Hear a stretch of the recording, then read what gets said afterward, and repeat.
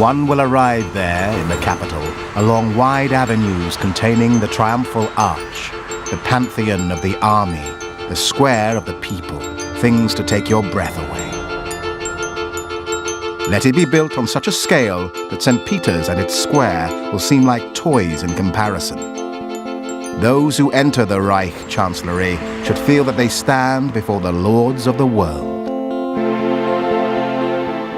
This was Adolf Hitler's grandiose vision for Germania, a kind of hyper-Rome to be built on top of Berlin as the new capital of his 1,000-year Reich. In the end, Tempelhof Airport was one of the few of these edifices actually to be built here. It gives us a glimpse of an empire that might have been. From here, Hitler intended, the Aryan race would rule over vast tracts of Lebansraum, living space. Scheduled flights would allow the elite of the master race to fly from the capital to the Ukraine in a matter of hours.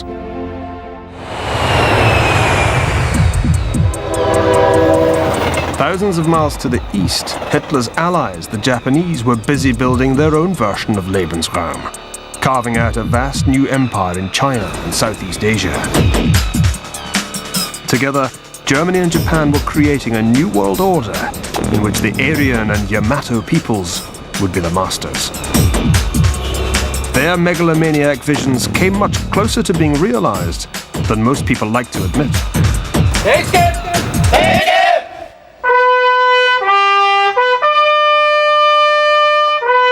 Between 1937 and 1942, no army seemed able to withstand them. The 20th century was a 100-year conflict, a war of the world. By its midpoint, it was these bold new empire states, with their racial theories and totalitarian methods, that seemed poised to win it. 1942 was the year the world teetered on a knife edge. It was the year the whole map of Eurasia appeared to have been redrawn. From the Rhine to the Volga, from Manchuria to the Marshall Islands, huge tracts of land had changed political hands. Now, in the name of living space, they were to change populations too. But the methods the Axis powers used to build their empires meant that living space soon turned into killing space.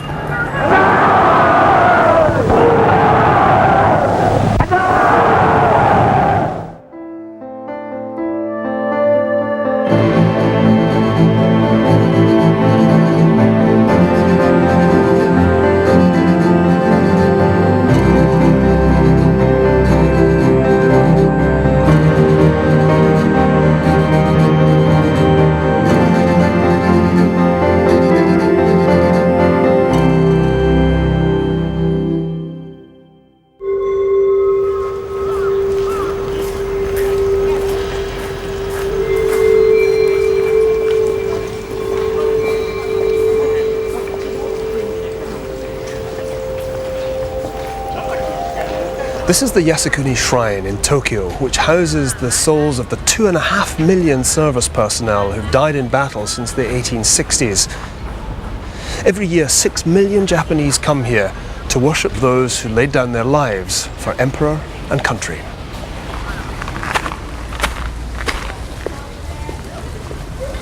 Among the officially enshrined martyrs are 14 Class A war criminals.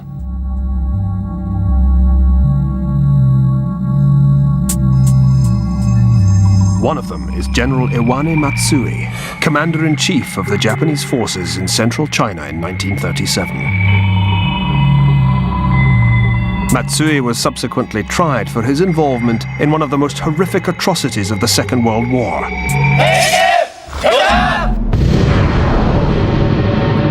The rape of Nanjing.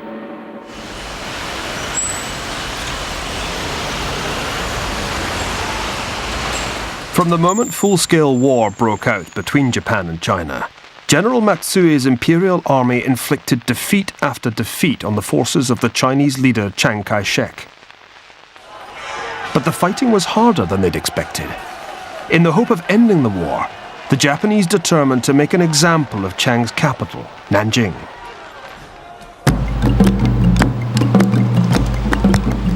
As they fought their way along the road from Shanghai, the Japanese soldiers provided a foretaste of what was to come. They indulged in killing competitions, which were covered by the media like sporting events. On the 7th of December 1937, this headline appeared in the Tokyo Nichi newspaper. Sub-Lieutenant Mukai Toshiaki and Sub-Lieutenant Noda Takeshi, both of the Katagiri unit at Kuyang, in a friendly contest to see which of them will first fell 100 Chinese in individual sword combat, are well in the final phase of their race, running almost neck to neck. On Sunday, the score was Mukai 89 and Noda 78.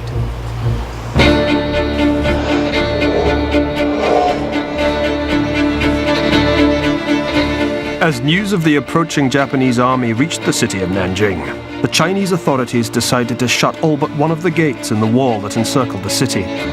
In a vain attempt to keep the marauding invaders out, they ended up locking the defenseless inhabitants in.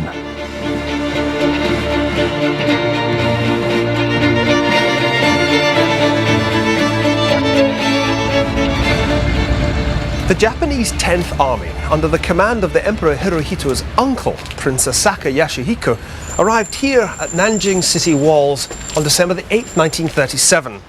The 30,000 battle-weary but still bloodthirsty troops quickly surrounded the city, though before they sealed it off, the Chinese leader Chiang Kai-shek was able to make his escape. 5 days later, the Japanese broke through the city gates. What they found inside was a ready-made abattoir.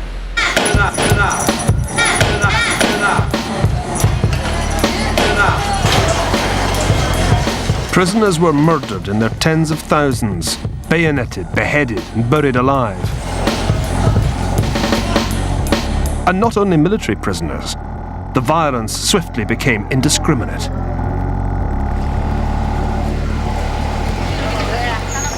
Asked by a journalist to justify what had happened, Lieutenant Colonel Ryukichi Tanaka gave a chilling reply.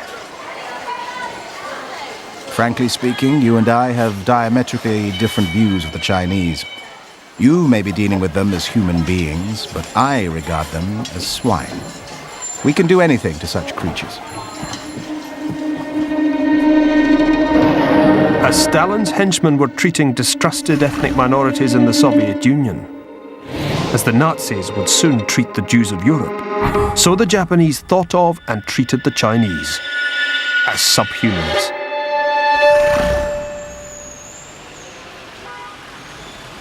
There had been massacres in history before, of course, but there was something different about 20th century violence, apart from its sheer scale. Its spuriously biological rationale.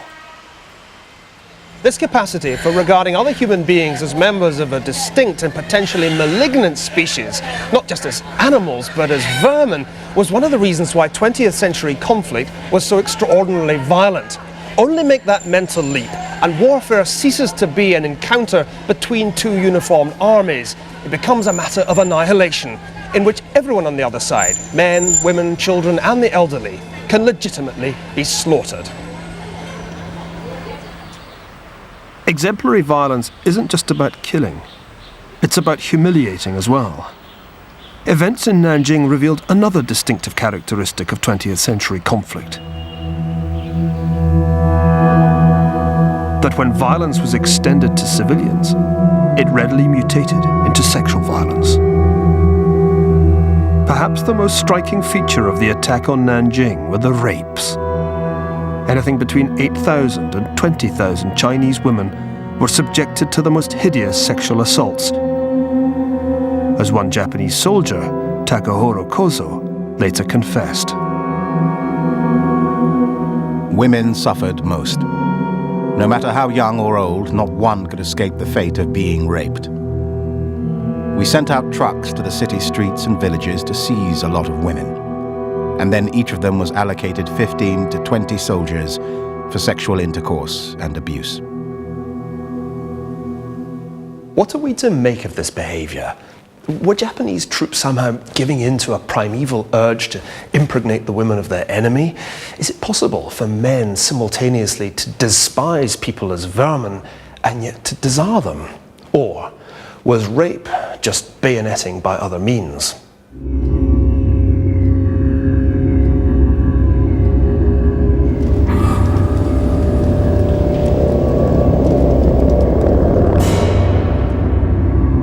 The International Military Tribunal of the Far East found that General Matsui had failed to control his own troops in Nanjing.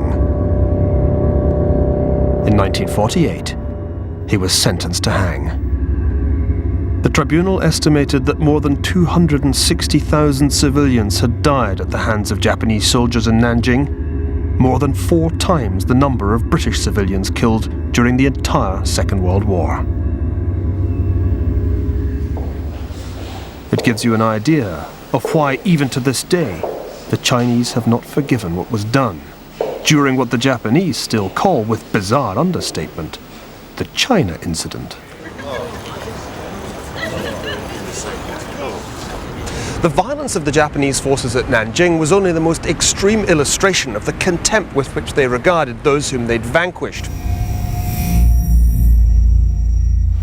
What the Japanese were demonstrating was that brutality was a pretty effective basis for a new world order based on racial hierarchy and fear. That was something Europeans were to discover for themselves just 2 years later.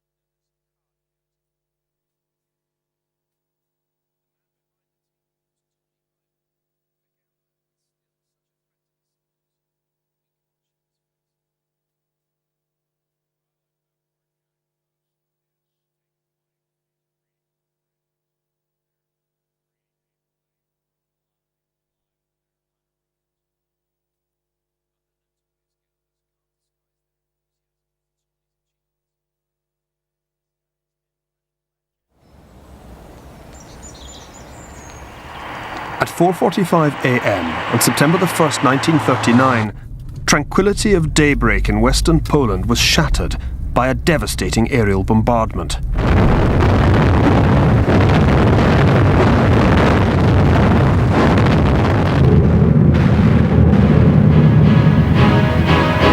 An army of nearly 2 million men swept across the border from Germany. Just 16 days later, they had advanced hundreds of miles eastwards to capture the Brest fortress. An army on a mission to acquire living space needed tactics not of protracted attrition, but of rapid long-range penetration. With its devastating combination of infantry, artillery, armour and air power, that was precisely what the Blitzkrieg delivered.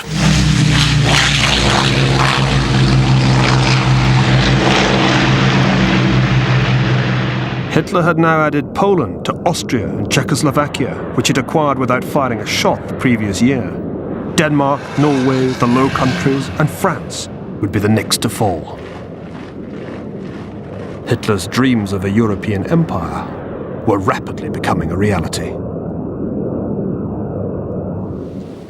The spectacular victories of 1939 and 1940 handed Hitler Europe on a plate, from Poland to Paris. It was a bigger empire than that enjoyed by any previous German ruler. And yet Hitler didn't govern his new domains in a uniform way. France became a kind of economic milch cow, crossed with a holiday camp for the Wehrmacht. But there was never any serious question of its ceasing to be France. It was a different story further east. The Slavic peoples of Poland and Czechoslovakia were regarded by Nazi racial theorists as inherently inferior. As when Japan attacked Nanjing in 1937, the German blitzkrieg in Poland was accompanied by appalling atrocities against civilians and prisoners. This wasn't spontaneous. It was carefully premeditated.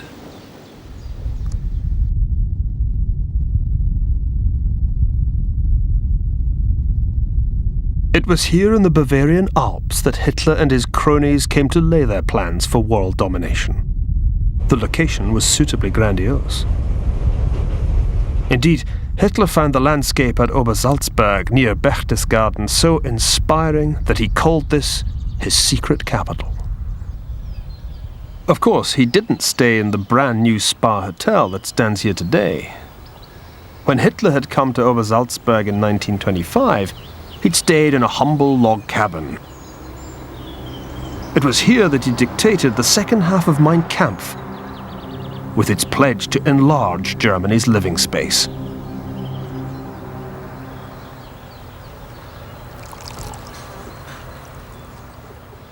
This place, Obersalzberg, was the playground of the Third Reich. They all came here. Bormann had a house down there and Goering's was a little bit further back. And Hitler liked to walk from one place to the other. Now I'm sitting in a beautiful five-star hotel eating lunch, but I do feel just a little strange. Maybe because this comes as close as you can get to Hitler's ideal. This was where he held his Berghof, his mountain court. And I suppose it was from here that he and the other masters of the master race were able to look down from a very great height on the rest of humanity. The Obersalzberg was Hitler's ideal of living space in microcosm, a spectacular landscape quintessentially Aryan, free of alien elements.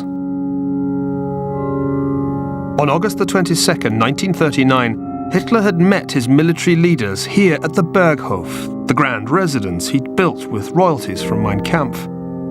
He left them in no doubt what the acquisition of German living space meant for the people of Poland. Even if the war should break out in the West, the destruction of Poland shall be the primary objective. Have no pity. 80 million German people shall get what is their right. The strongest has the right. Greatest severity. Ever since Mein Kampf, Hitler had conceived of empire in terms of murder and resettlement. Jews and Poles would either be killed or expelled to make way for German colonists who would go forth and multiply. These were the true priorities of the German Empire in Poland. The aim was nothing less than to redraw the ethnographic map of Europe, to turn the fantasies of a few racial theorists into a terrible reality.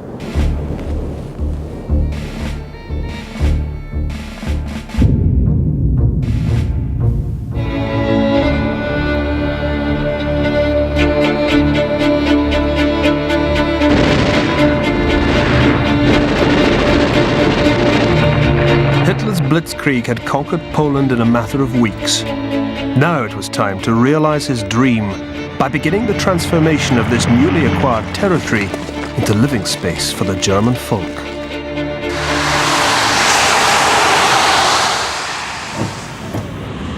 Huge elevated autobahnen like this one were going to stretch from Berlin to Warsaw and on to Kiev. And along these, needless to say in their Volkswagens, their people's cars, the members of the master race would travel in the direction of the cluster of fortified settlements that was going to be built between the Baltic Sea and the Crimea. And once they got there, they and their blonde-haired progeny would lord it over an enslaved Helot people, purged of any undesirable racial elements, by a systematic policy of expulsion and extermination.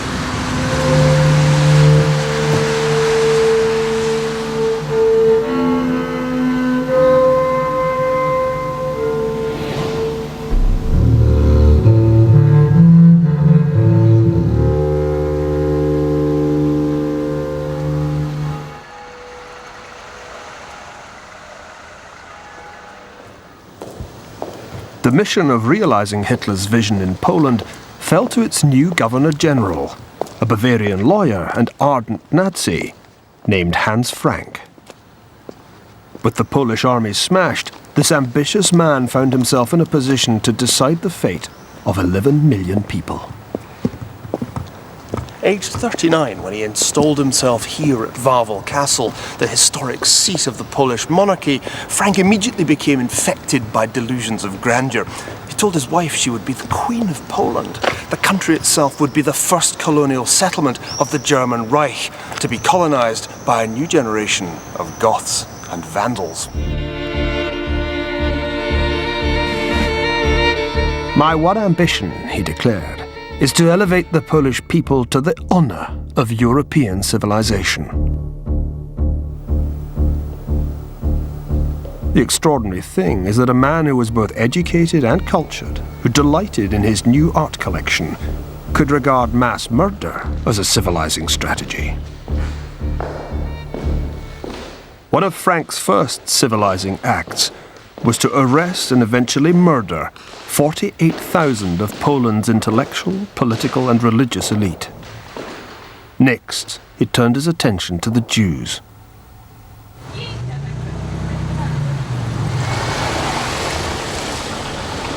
As elsewhere throughout occupied Poland, the Jews of Krakow were herded into overcrowded ghettos, while the Nazi leadership decided what to do with them next.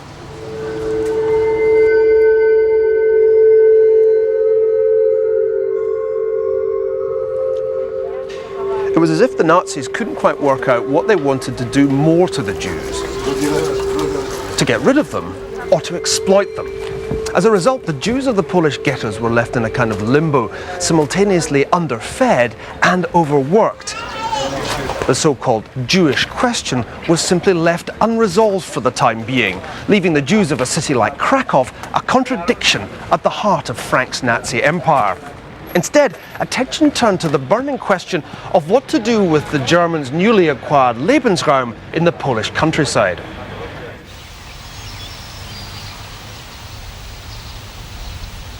In the spring of 1940, Heinrich Himmler, who'd been charged with the forming of new German settlements, took a tour of the Polish countryside in his BMW, accompanied by his sidekick, Hans Jost.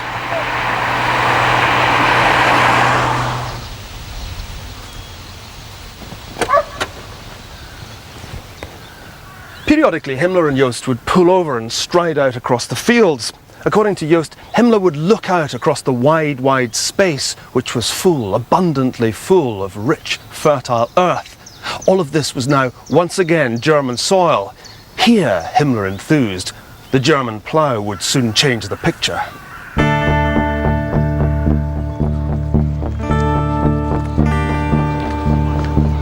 Along the way, Himmler and Jost passed through the town of Zamościa.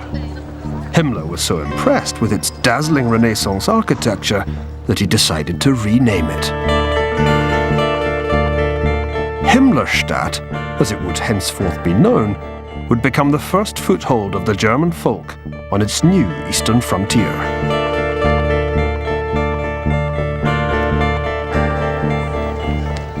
The first phase of German colonization was straightforward. The town's Jews were rounded up to await deportation or execution. The next step was to get rid of Poles considered to pose a threat to the new order.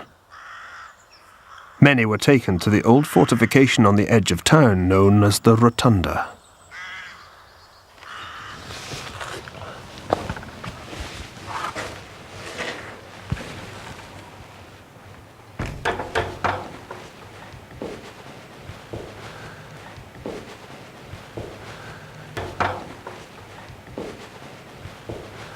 These cells were where the Nazis held Poles whom they had selected for execution. Later on in the war, it was a slaughterhouse with people being mown down indiscriminately. But early on, they chose quite carefully whom they wanted to liquidate. There were priests, lawyers, judges, businessmen, teachers. Anyone, in fact, who might conceivably be able to organize some kind of Polish resistance. They even executed Boy Scouts and girl guides here.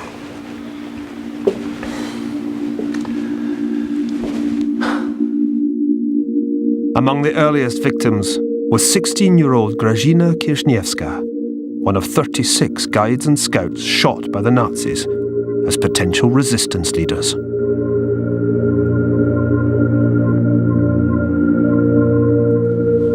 Now, with Zamość cleared of its supposed racial impurities, only one question remained to be answered. Who would actually be the new German settlers, the bold Aryan pioneers, who would actually live in the space cleared by Hitler's armies? Rather embarrassingly, not many Germans from the Reich proper showed any interest in a new life in Poland. But there were other Germans elsewhere in Europe who were less reluctant to move.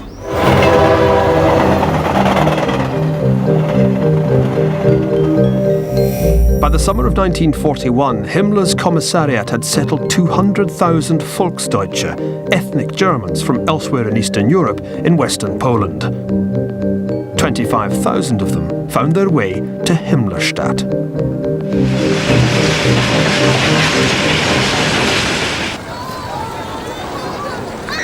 This was a first step towards the racially pure Greater Germany of Hitler's dreams.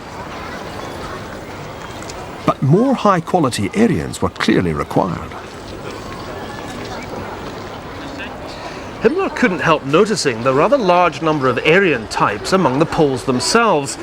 Indeed, there seemed to be more blonde hair and blue eyes than back in his native Bavaria. So as not to miss out on this valuable Aryan stock, the Nazis employed women, known as Brown Sisters, to patrol the streets of Zamość, offering sweets to likely lads and lasses. Those who accepted their hospitality were never seen by their parents again.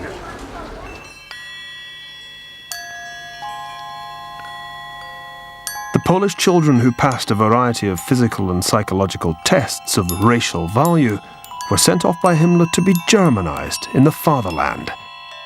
Just under 5,000 children from Zamość made the racial grade.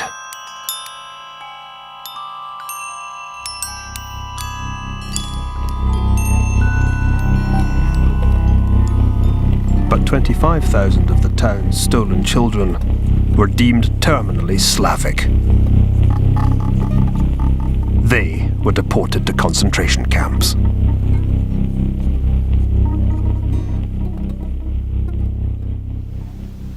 The Nazis found precious few collaborators here in Poland. Indeed, Zamość became one of the centres of Polish resistance. But they got a warmer reception the further east they went as they entered Soviet territory.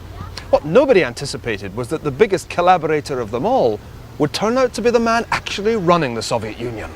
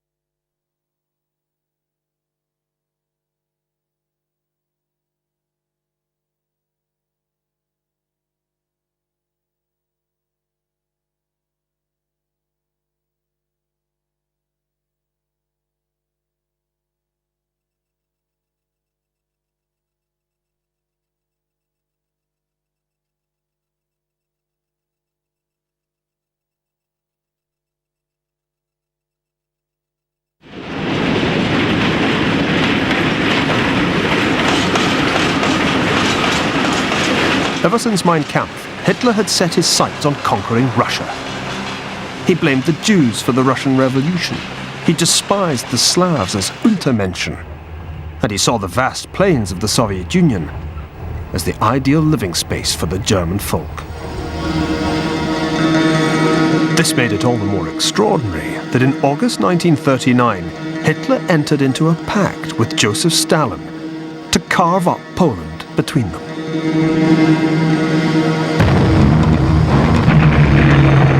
Just days before the last Polish resistance was crushed by the Nazis in the west of the country, the Soviets rolled in from the east.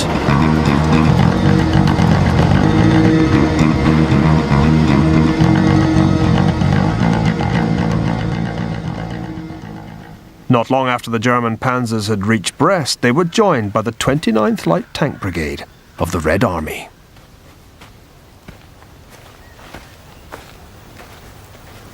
After the war, this mammoth war memorial was erected at Brest by the Russians. But in 1939, this place was the demarcation line between the new Nazi Empire and Stalin's Soviet Union.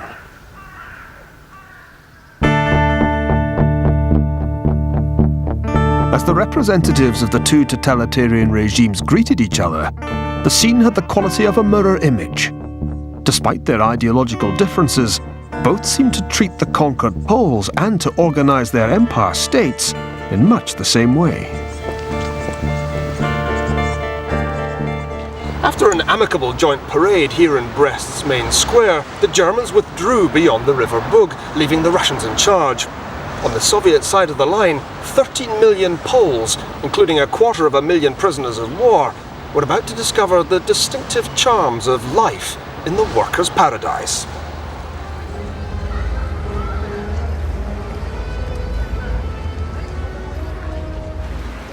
Stalin's secret police soon began a campaign of terror against suspected anti-Soviet elements. The targets were landowners, businessmen, military officers, civil servants, precisely the kind of people the Nazis were liquidating in Western Poland. The aim on both sides was to decapitate Poland as a nation.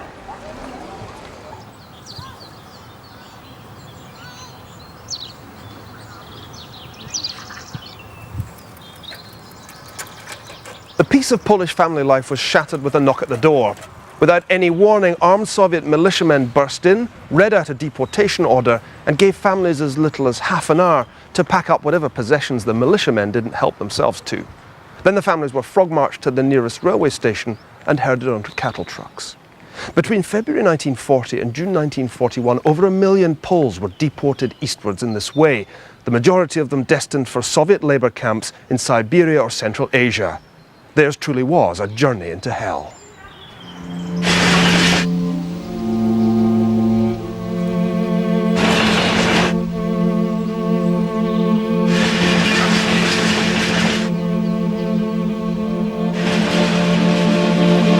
By 1942, nearly half of all the Poles Stalin had deported were dead.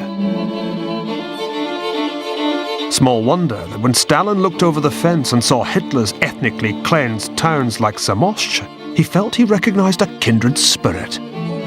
Here, truly, was a man after his own heart.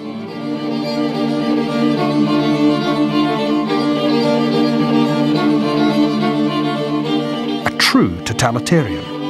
A man who regarded the Poles as inherently suspect. A man he could rely on. Stalin enjoys the just reputation of being one of history's least trusting, most paranoid leaders. Alexander Solzhenitsyn said he only ever trusted one man. Unfortunately, that one man was history's biggest liar.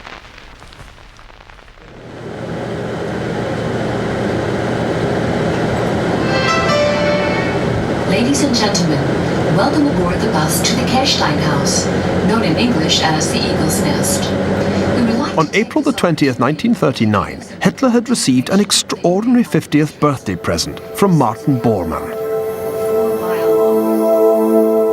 With breathtaking views of the Nazi elite's Obersalzberg playground and the Berghof, this was the Eagle's Nest.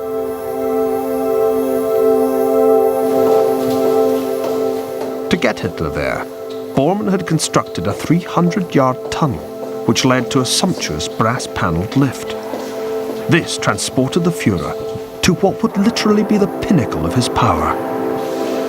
From here, the whole of Europe would lie prostrate beneath his piercing gaze.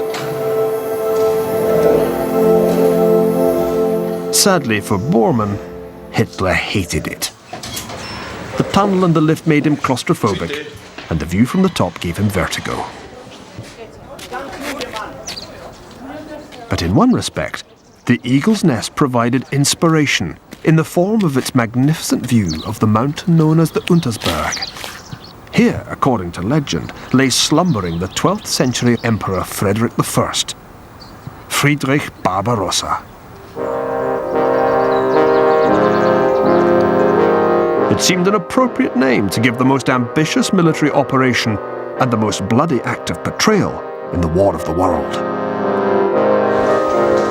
The greatest of all Hitler's collaborators was about to get well and truly stabbed, and not in the back. The oddest thing is that Stalin alone failed to see what Hitler's next move would be. It was perhaps the worst-kept secret of the 20th century.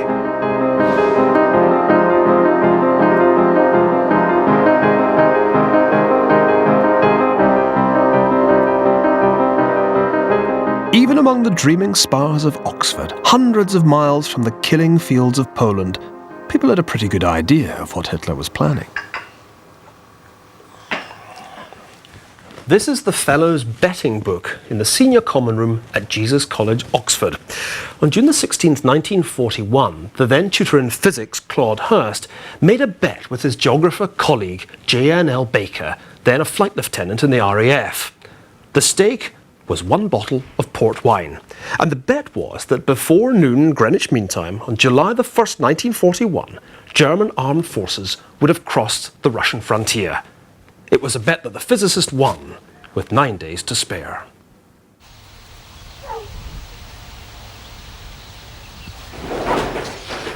Nor was it only Oxford Dons who accurately predicted a German attack on the Soviet Union in June 1941. Stalin's own spies sent him numerous warnings of an impending invasion. All of this Stalin ignored. Typically, he scrawled in the bottom of the report from Prague, "English provocation. Investigate."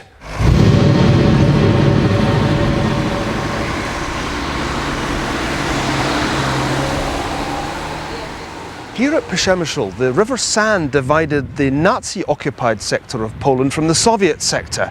And over in the Soviet sector, it was just another quiet summer's night. After all, there weren't that many Poles left to be transported to Siberia. It was the same story all the way up and down the border. Indeed, at one border post, the Russians actually invited German officers over to a dance they were throwing. The Germans politely declined. They said they had a rather pressing prior engagement.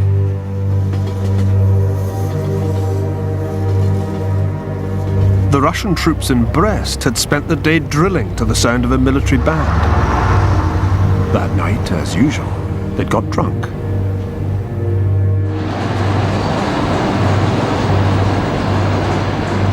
As dawn broke, the regular early morning coal train from Germany arrived at Brest station.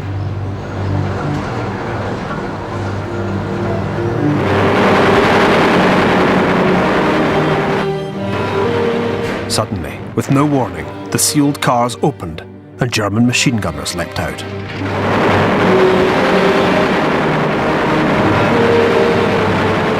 This was Operation Barbarossa, the fulfillment of Hitler's pledge in Mein Kampf to seek German living space from the land in the east. Operation Barbarossa was in many ways the supreme achievement of Blitzkrieg. By July the 9th, German forces west of Minsk had already captured nearly 300,000 Soviet troops. By the end of August, the prisoner toll stood at 900,000. From a Russian perspective, it was the biggest military disaster in history.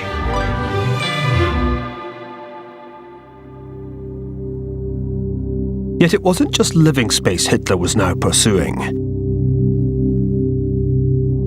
In toppling what he regarded as Jewish rule in Russia, he was paving the way for the solution to the question that for so long had obsessed him. But who exactly would implement this final solution?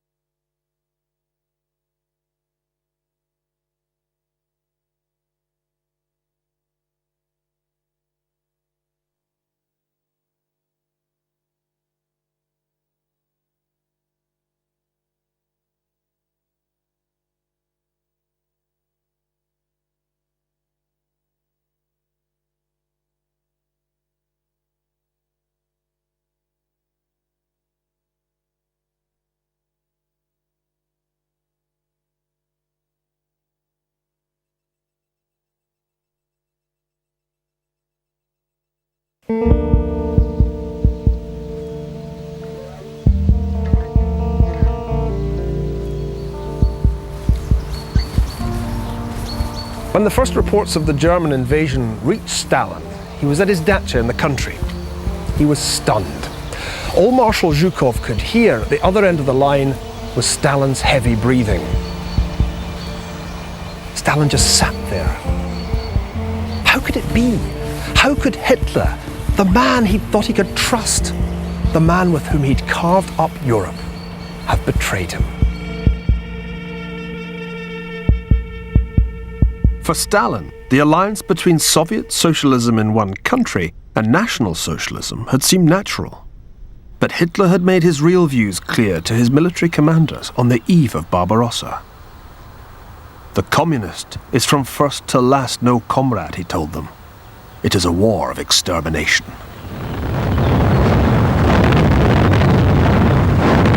In the first weeks of Barbarossa, the Germans summarily executed as many as 600,000 Soviet prisoners. By the end of the first winter of the campaign, some 2 million were dead.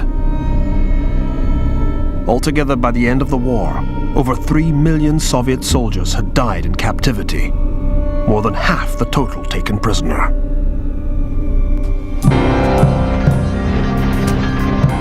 Once again, living space turned out to mean killing space, but now on a vastly larger scale than before. The further east the Nazis advanced, the less discriminating their violence became.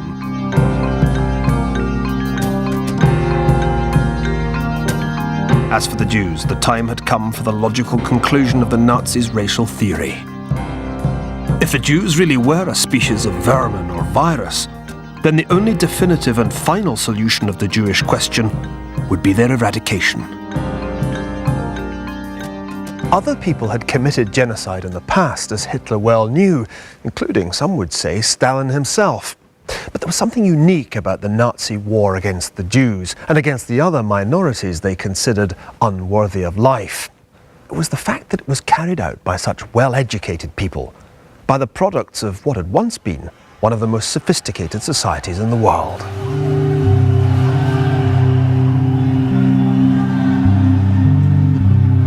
In the wake of the invasion of the Soviet Union, special SS units called Einsatzgruppen conducted the first phase of systematic killing.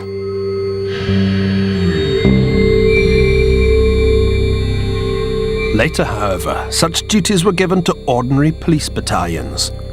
You didn't have to be a fanatical Nazi to become one of Hitler's executioners.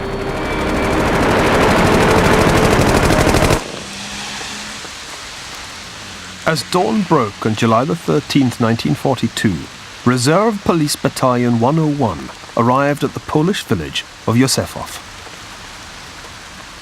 Major Wilhelm Trapp, the unit's commander, explained to his men that they were to round up the village's 1,800 or so Jews.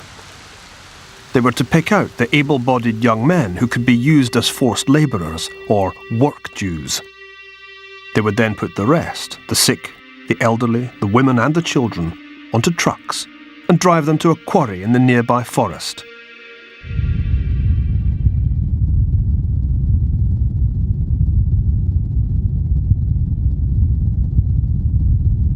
There, they would shoot them all.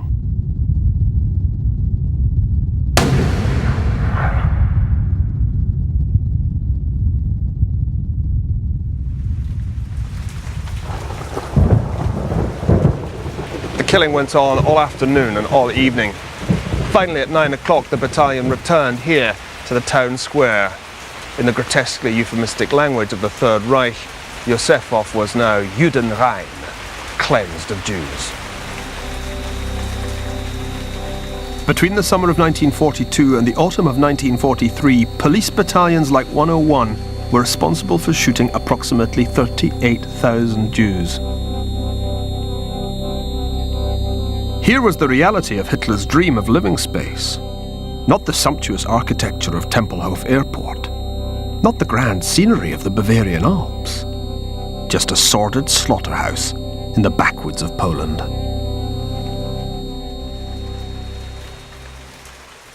I'm standing in the rain in this killing field trying to answer the old question, why did they do it? Were they just anti-Semites? Were all Germans so consumed with racial prejudice that they were just waiting for an opportunity to slaughter Jews?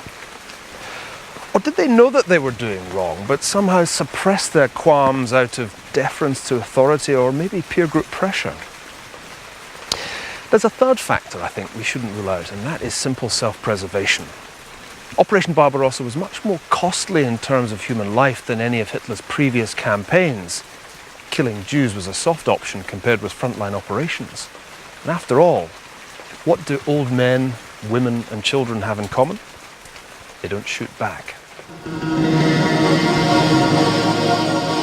One thing, however, is very clear. The men of Reserve Police Battalion 101 personally knew few, if any, of their victims. They were in a war zone, in an unfamiliar landscape, killing alien people. But as the killing increased throughout occupied Poland, not knowing your victim ceased to be a prerequisite for murder.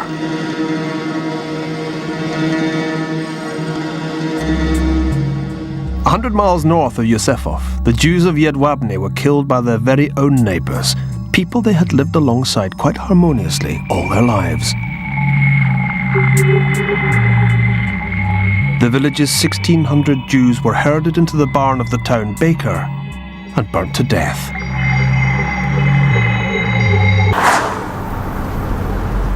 What happened in Jedwabne was by no means unique.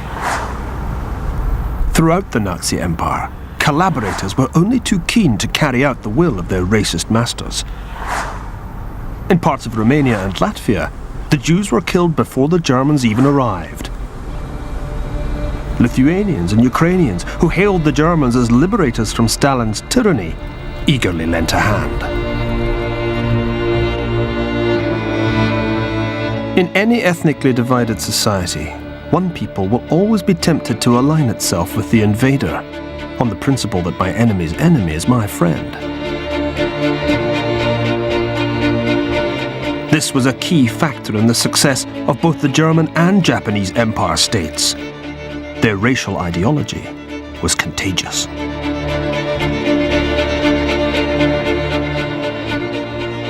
Most empires purport to bring peace and order. They may divide in order to rule, but they rule in pursuit of stability. The Nazi Empire certainly divided the peoples of Europe as it ruled them, but it brought no stability. On the contrary, the Nazis seemed to delight in sponsoring local feuds, so that the Second World War in Eastern Europe sometimes resembled a host of regional civil wars. But this pattern was by no means unique to Europe. In Asia too, indigenous collaborators were vital to Axis success at this stage in the War of the World. Even after the rape of Nanjing, the Japanese were able to find Chinese defectors prepared to run a puppet government for them. And when the Japanese struck south against the European empires in Asia, they found even more willing collaborators, who hailed them as Asian liberators, ending the era of Western imperialism. To the region's nationalists, Japan was the leader of Asia, the protector of Asia, and the light of Asia. The empires of Japan and Germany were not, as people sometimes assume, unwittingly bent on their own destruction, so irredeemably wicked that they were doomed to lose the war. Rather, they derived strength from the very ethnic dissension they fomented, from the collaboration they were able to elicit. So powerful were these two evil empires that you're left pondering one of the most deceptively difficult questions of the 20th century. How on earth did the Axis powers manage to lose a war that by the end of 1941, they seemed to have all but won?